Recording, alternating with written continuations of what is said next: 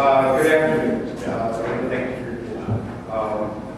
Again, my name is Matt Lowe, with the Electrical Workers Union.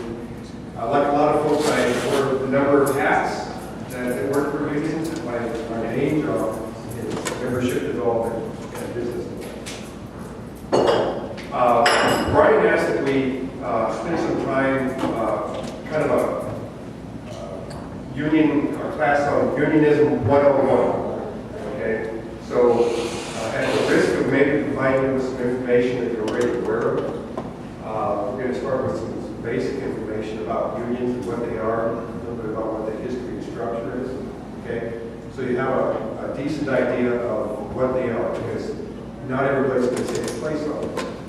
In a little bit, there's some more information that David will get into, and then later on, hopefully, we'll have some feedback and some questions. So, boy, where do you begin? How do I summarize this so quickly? Okay. The union movement in this country really started to take hold in the late 1800s, about 1880 or so. It kind of came in when basically the industrialization and the urbanization of America was really growing at the time. What workers were trying to do was to get a more fair slice of the pie. Okay, that's a pretty basic concept. At the time, a lot of the wealth was concentrated in very few people. Not unlike today. And while some of these folks were very good at putting their names on public buildings or being philanthropists in other ways, they were not necessarily very good at sharing the profits of the enterprise with the workers. So it was a real struggle. Okay, the old grainy black and white films and photographs you see of folks in conflict, possibly get their heads cracked open or get killed. That was a real deal. Okay, it was a sincere and real struggle for really what amounts to was power.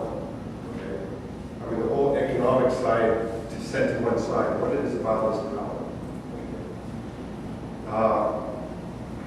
As the union movement grew in this country,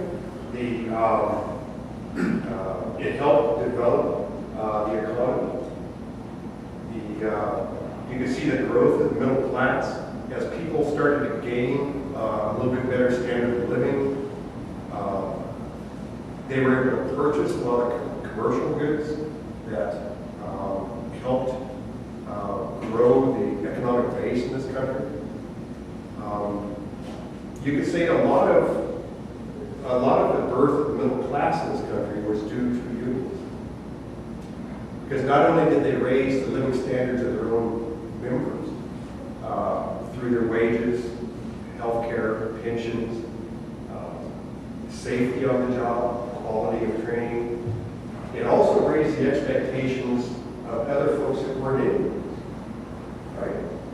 Suddenly everybody expected to have a safe work site. Right? Everybody began to expect having health care, right, and be treated fairly. And so that's a lot of what made unions grow.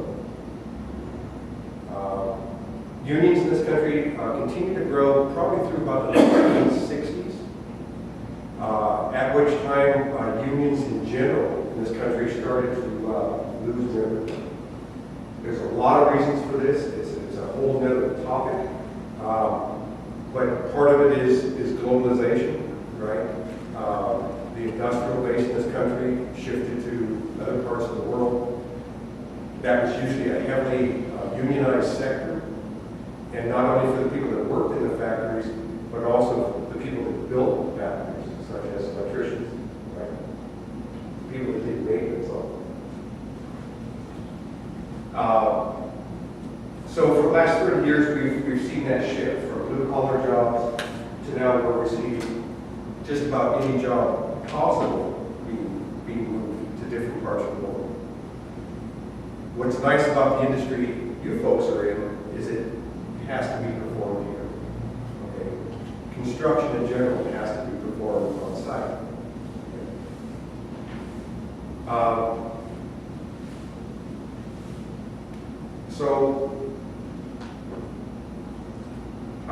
I've seen a rebound in the union movement since I've been involved. I went through an apprenticeship in the electricians union and became a journeyman. And I've seen a real growth in activity in all unions as far as organizing activities and growth. More forward-looking policies. And so I see real promise with unions because I believe people need them more than ever. Okay. In this area, you're probably familiar with maybe the struggle of some of the workers at Woodfin and Emeryville, the Claremont, in Berkeley there.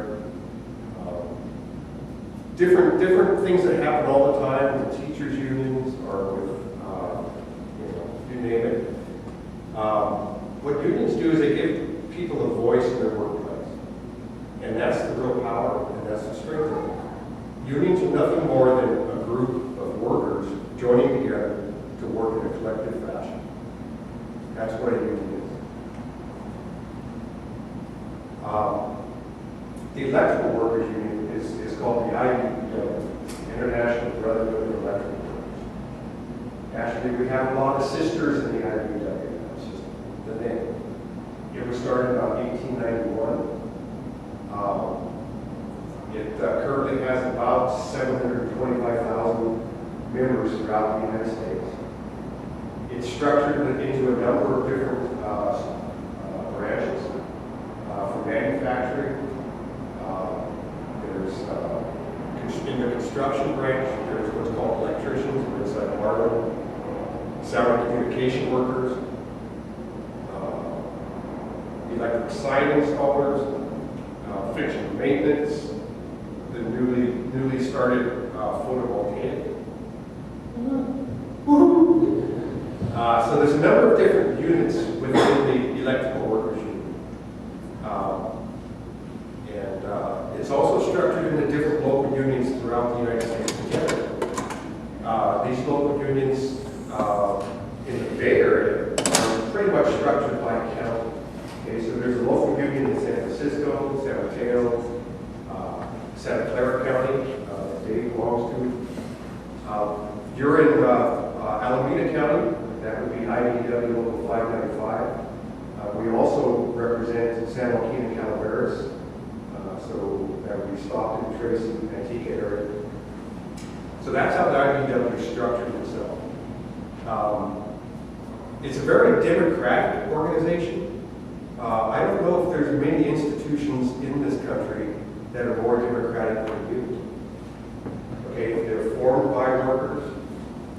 Workers vote on the collective bargaining agreement, whether to accept or reject it. They vote on the leadership of their union, and they vote on their own bylaws. The IBEW is part of, in Alameda County, the Building Trades Council. Okay, the building trades are made up of other construction crafts: plumbers, carpenters, sheetrock, cement masons. And we meet twice monthly as a group, trying to work together across craft lines to increase work for our members and our contractors. The building trades, in turn, is part of the Central Labor Council in Alameda County. This brings in other unions such as SEIU, teachers union, firefighters, everybody else. So you tend to get involved in the efforts of other unions, right, other crafts. So, when I speak of these other struggles that have gone on recently, is because, oftentimes we find the time to go down and walk the picket line, right? When the service workers at the Woodfin can't get a contract for 2 years, I think that's important. Okay? So I'm interested in spending my time trying to help get a contract.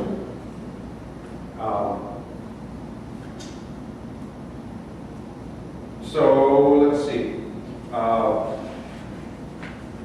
Any questions on the structure or the any little background on the union? Okay, we're going to move on. Thank you.